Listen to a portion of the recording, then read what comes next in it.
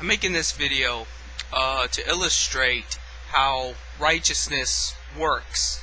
There was this guy, I forget his last name. It's not Campbell like his mother's, so I don't know.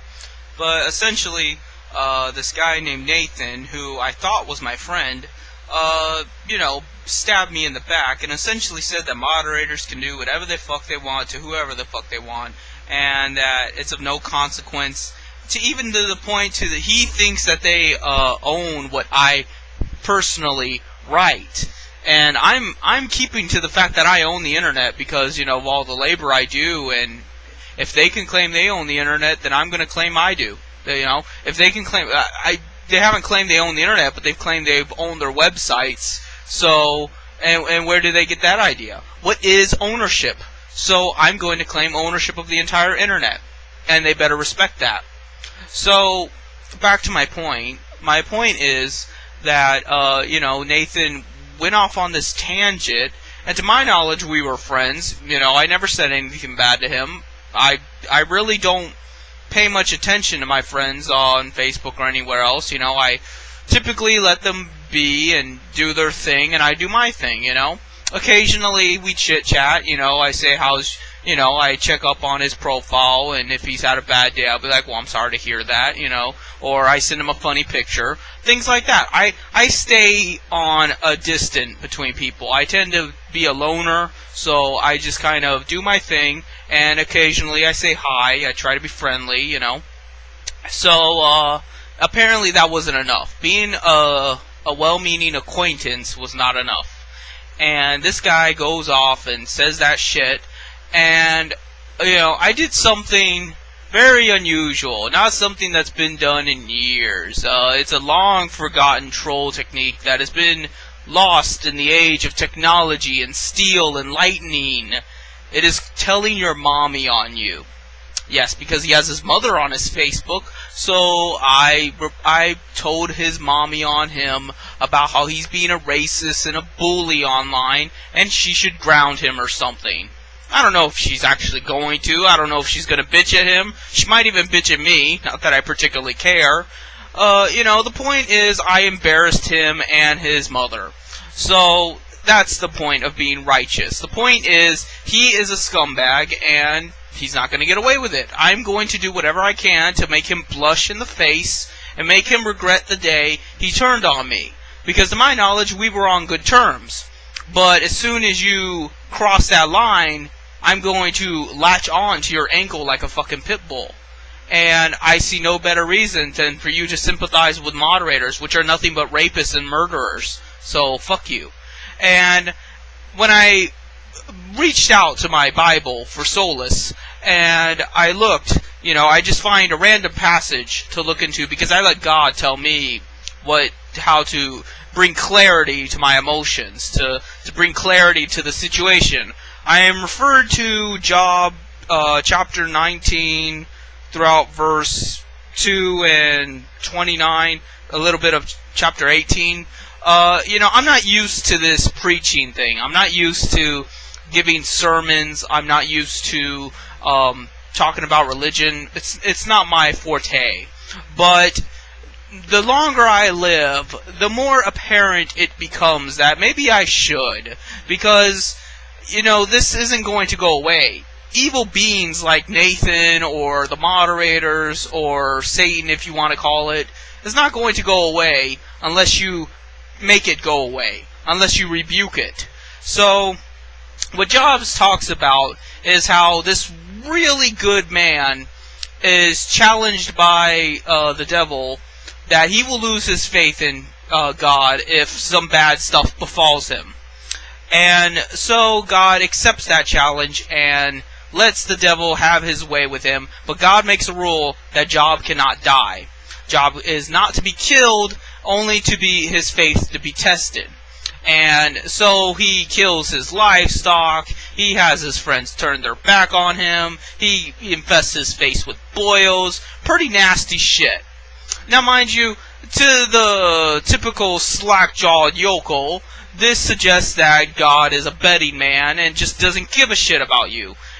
And why should he? You're a sorry excuse of vermin. Even Job, who is this really good man by human standards, another verse in the Bible says, is but dirty rags unto God. This is like trying to say that I should feel bad for an ant. I'm not going to, under any circumstance. Whether or not he's good by ant standards means no difference to me. So, you gotta comprehend that God is of a higher intelligence, a higher rate than humanity. So, to think that he needs to be merciful to you by extension is ridiculous. And you misconstrued his mercy. Mercy is not simply him being nice to you. Mercy is the knowledge of what it means to be proud and righteous and glory. Mercy is the escape from all of this evil. Because, like it or not, whether you want to believe God is a betting man or not, it was the devil that was doing this to him. It was the devil that made that challenge. So, why are you blaming God? God only allowed it to prove a point he knew that was going to be proven. He would not have allowed it if he thought for a moment that Job would have turned. So, as Job's friends turned their back on him by their own accord, as his wife turned his back on him, and at least I think his wife turned his back on him. I'm not sure. Don't quote me on that. But I know his friends turned his back on him. God punished them.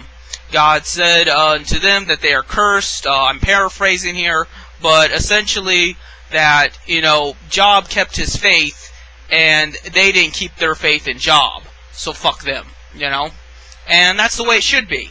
I know a lot of bad shit happens to me. I make that apparent.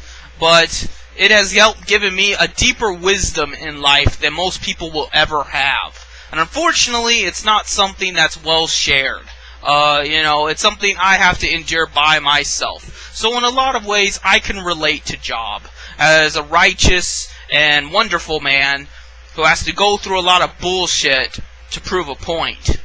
And unfortunately, for me, that means probably a lifetime of that because, I'm not Job, I'm not in his situation, but, I can empathize with that. And, my faith in God is not something that suggests that I believe God is going to reward me for believing in Him or any of that shit. That's not what my faith is about.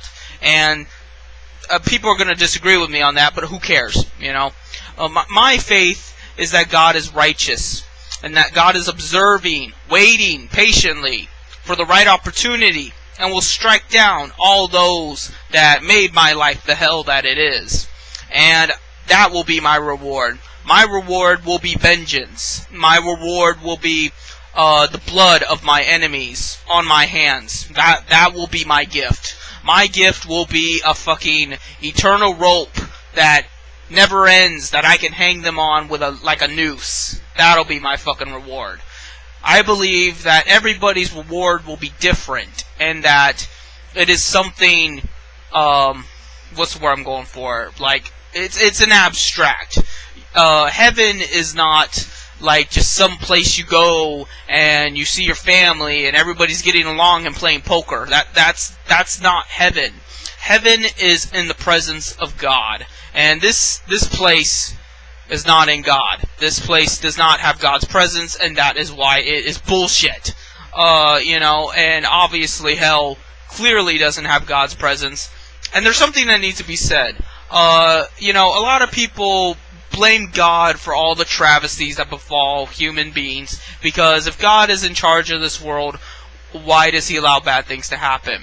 Well, this is implying God is on this world. He's not. God is in heaven. God is waiting for the opportunity to seal all the demons beneath the earth and to punish the wicked. So, no, God is not in charge of this world in the sense of influencing it directly. The only beings influencing this world are the fallen angels, who fell from heaven, went to earth, breeded with humans, made giants, and influenced the world day to day in a spiritual way. And eventually their time will come. They will be given the seals and binded beneath the earth and burn in hell along with the humans and blah blah blah. I'm not going to get into all that. That's not what I do. But I am telling you that when you think God is to blame, God is not to blame. That is merely the unholy forces that permeate this existence. And they will do a damn good job of it because they are powerful forces that are not to be trifled with if you don't know what you're doing. I do not recommend you try to, be this born-again Christian and do like some of these people do, exorcising people and shit like that. I do recommend that you rebuke people. People is something that is predictable. And I am rebuking Nathan as we speak.